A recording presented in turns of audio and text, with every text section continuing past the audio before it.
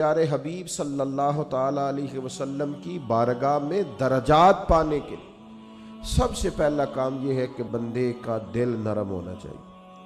قرآن مجید نے پہلی علامت یہ بیان فرمائی کہ انما المؤمنون الذین اذا ذکر اللہ وجلت قلوبہم، جب ان کے سامنے اللہ کا ذکر کیا جاتا ہے تو ان کے دل ڈر جاتے ہیں، لیکن جس کا دل ہی بڑا سخت ہو جائے، قساوت قلبی جس شخص کے پاس ہو، کسی پر رحم نہ آئے،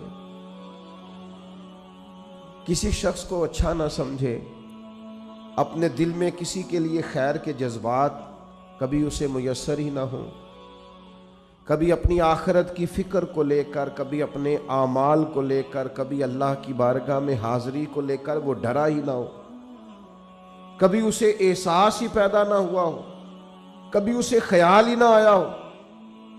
میرے بھائی، سب سے پہلی علامت یہ ہے کامیابی کے لیے قرآن مجید نے جو بیان فرمائی کہ دل نرم ہونا چاہیے، رقت قلبی میسر ہونی چاہیے، باطن کا صاف ہونا ضروری ہے۔ اگر دل ہی سخت ہے، سالوں بیت گئے کبھی رونا نہیں آیا، زمانہ گزر گیا کبھی احساس پیدا نہیں ہوا، آپ یقین کریں آہستہ آہستہ کر کے، باتیں سن کے، ماحول دیکھ کے، اور سارا کچھ ہی دولت ہے جی، چھوڑیں جی پیسے ہوں تو سب ٹھیک ہے، وہ سارے ہی دنیا دار ہیں، چھوڑیں آپ، ہم نے بڑے پیر دیکھے، ہم نے بڑے مولوی دیکھے، ہم نے بڑے مسلح دیکھے، ہم نے بڑے تربیت کرنے والے دیکھے۔ آہستہ آہستہ یہ جملے بول بول کے ہم نے اپنی طبیعتوں کو نہایت سخت بنا لیا، دل میں کوئی گنجائش نہیں رہی، ہمیں کوئی اچھا نہیں لگتا، ہمیں کوئی مخلص نہیں لگتا، ہمارے رویے اس طرح کے ہو گئے ہیں کہ ہمیں ہر شخص دنیا دار دکھائی دیتا ہے۔ اگر کوئی دن میں 100 آدمی آپ کے سامنے ہاتھ پھیلاتا ہے تو کیا سارے ہی پیشہ ور ہیں؟ کوئی ایک بھی ضرورت مند نہیں، سبھی کے بارے میں طبیعت سخت ہو گئی۔ اگر آپ نے 20 علماء کے بیانات سنے ہیں تو کیا ایک بھی اللہ کے نام پر مخلص ہو کر دعوت دین نہیں دے رہا؟ سب کے بارے میں یہ رویہ ہو گیا، سارے غلط ہیں۔ دل کی سختی دن بدن بڑھتی چلی جا رہی، اور یہ باقاعدہ مرض ہے۔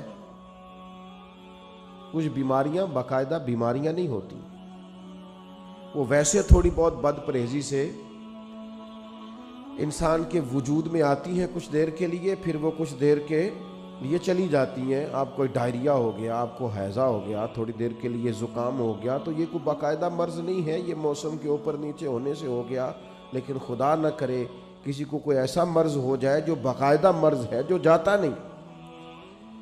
کچھ بیماریاں باقاعدہ بیماریاں ہوتی، ان کو بیماری سمجھنا چاہیے۔ دل کا سخت ہونا، رویے کا تلخ ہونا، کسی پہ رحم نہ کھانا، کسی سے پیار نہ کرنا، کسی جگہ بھی انسان کا اخلاص نہ پانا، یہ دل کی باقاعدہ بیماری ہے۔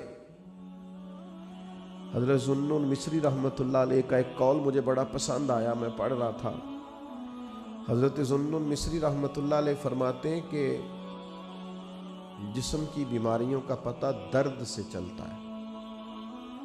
وجود میں درد ہوتا ہے، تکلیف ہوتی ہے تو محسوس ہوتا ہے کہ انسان بیمار ہے، اور فرماتے ہیں اگر دل میں بیماریاں ہونا، اس کا پتہ گناہوں سے چلتا ہے، معاذ اللہ۔ جب گناہ پر گناہ ہو اور انسان کو احساس نہ ہو تو باقاعدہ دل بیمار ہو گیا۔ اب اس کو احساس ہی پیدا نہیں ہوتا، اچھی بھلی اس کے سامنے آنکھ کھلی ہے، اس کی فجر کی اذان اس کے سامنے ہوئی ہے، لیکن یہ بالکل لیٹا ہے، بہت سخت بیمار ہو گیا دل۔ 6 لوگ اس کے سامنے سے اٹھ کے ظہر کی نماز کے لیے گئے ہیں، لیکن یہ آرام سے بیٹھا ہے، بیمار ہے اس کا دل۔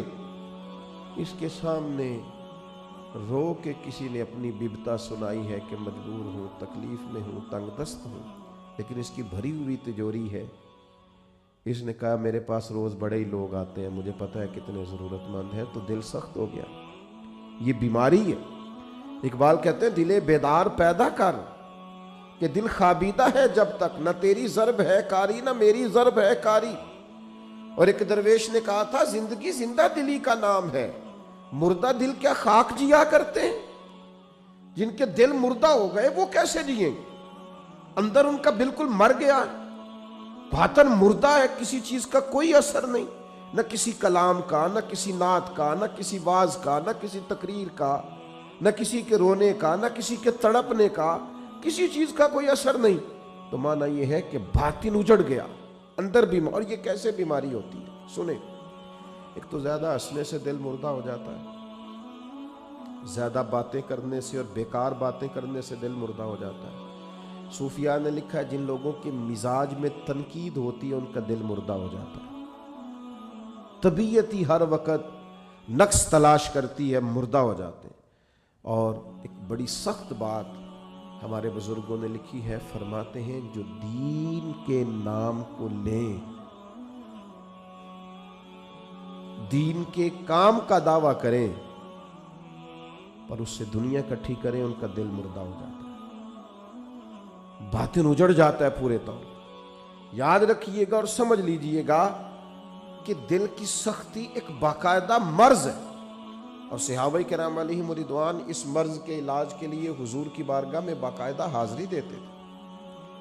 ایک شخص نے عرض کی یا رسول اللہ دل بڑا سخت ہو گیا، کریم کرم فرمائیں، مہربانی کریں۔ اللہ کے حبیب علیہ الصلوۃ والسلام نے فرمایا تو اس طرح کر، کوئی یتیم ملے نا جس کے سر سے باپ کا سایہ اٹھ گیا، جس نے گویا اپنا بچپن بغیر والد کے گزارنا شروع کیا ہو، اس یتیم کے سر پہ تو ہاتھ پھیرا کر، اللہ تعالیٰ تیرے دل کو نرمی عطا کرے گا۔ یہ پہلا نسخہ حضور نے ایک شخص کو دیا۔ آج بھی اس نسخے پہ عمل کریں، کبھی یتیموں سے ملیں۔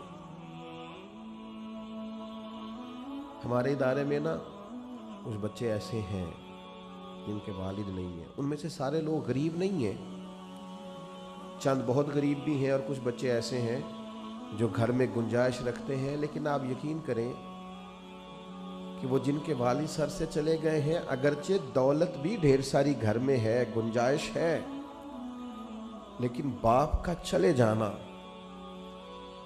ایک باقاعدہ مسئلہ ہے، ایک باقاعدہ کمی ہے زندگی کی۔ میرے بچے جوان ہو گئے ہیں، میرے بچوں کے قد مجھ سے کچھ بڑھنے لگے ہیں، لیکن 25-26 سال کا زمانہ بیت گیا ہے ابا جی کو دنیا سے گئے ہوئے۔ ابھی بھی کسی کو اپنے بیٹے کو گلے لگاتے ہوئے دیکھتا ہوں تو رو پڑتا ہوں۔ وہ درد ہے کہ وہ جاتا ہی نہیں، وہ کسک ہے کہ وہ ختم ہی نہیں ہوتی، وہ کمی ہے کہ وہ پورا ہونے کا نام ہی نہیں لیتی۔ اور کبھی کبھی یاد کرتا ہوں والدین کو تو اقبال کا لہجہ مستعار لے کے کہتا ہوں کہ میں تیری خدمت کے قابل جب ہوا تو چل بسی۔ وہ کہتے ہیں نا ابھی تو ٹائم آیا تھا کچھ دیکھنے کا، اور یہ کہ کچھ دیکھا نہیں۔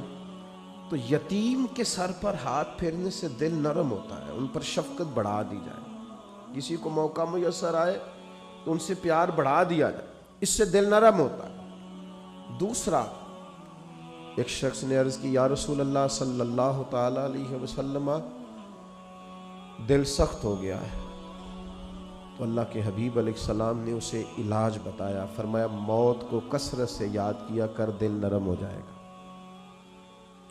1 منٹ کے لیے سوچا کر کہ مسجد میں اعلان ہوگا کہ تیرا انتقال ہو گیا، 1 منٹ کے لیے سوچیں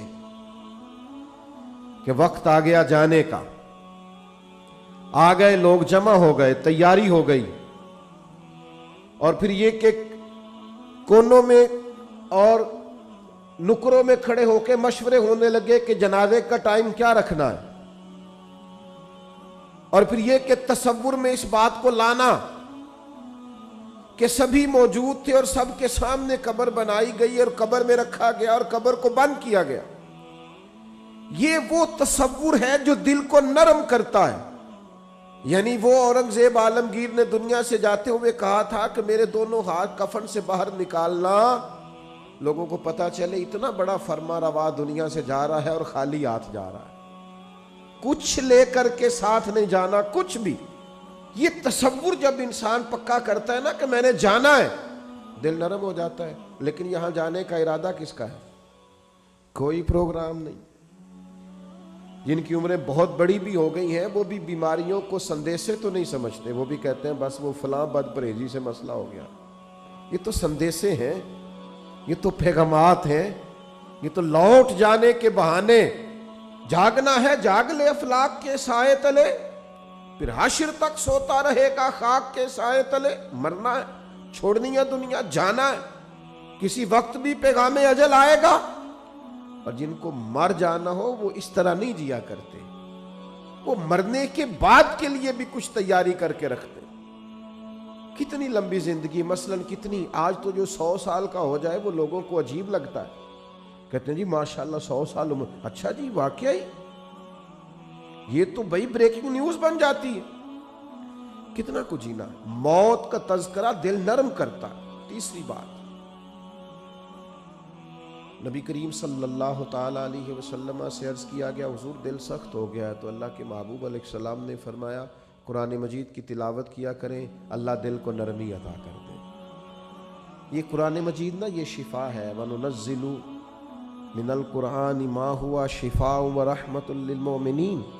یہ قرآن مجید شفا ہے مومنوں کے لیے، اور ایک مقام پہ فرمایا شِفَاءٌ لِّمَا فِي الصُّدُورِ، یہ دلوں کے لیے شفا ہے۔ آپ جب قرآن مجید پڑھیں گے، تلاوت کریں گے تو دل پاک ہوگا، صاف ہوگا۔ آج میں بڑے شوق سے کلام سنتا ہوں بزرگوں کا، آپ بھی سنتے ہیں، میاں صاحب کے کلام کا کیوں اثر ہوتا ہے دل پر، کیوں لوگ رونے لگتے ہیں؟ مختلف بزرگوں کی نعتیں سن کر کیوں دل پہ اثر ہوتا ہے، لوگ رونے لگتے ہیں؟ اس لیے کہ ان کے مفاہیم کا ہمیں پتہ ہے۔ قرآن مجید کی تلاوت سن کر کے دل پر اثر کیوں نہیں ہوتا؟ اس لیے کہ ہم نے ترجمے سے سیکھا ہی نہیں۔ اگر کبھی ہمیں اس کے مفہوم کا پتہ چلے تو ہمیں ڈھیر سارا رونا ہے، ہمارا دل صاف ہو جائے، بہت ساری جگہوں پہ چوٹ لگے۔ تو نبی پاک علیہ السلام نے ایک حال دل کی سختی کا قرآن مجید کی تلاوت کو بتایا۔ ایک مقام پہ نبی پاک علیہ السلام نے خود ارشاد فرمایا ہر چیز کو زنگ لگ جاتا ہے، جیسے لوہے کو زنگ لگ جاتا ہے، فرمایا اسی طرح دلوں کو بھی زنگ لگ جاتا ہے۔ دل بھی زنگ آلود ہو جاتے ہیں، دلوں کو زنگ لگ جاتا ہے۔ اور زنگ، یہ غور کریں، یہ دل کا زنگ نا تھوڑا غور کریں تو پتہ ویسے چل جاتا ہے لگا ہوا ہے آج کل کے نہیں۔ کوئی چیز باہر پڑی رہے نا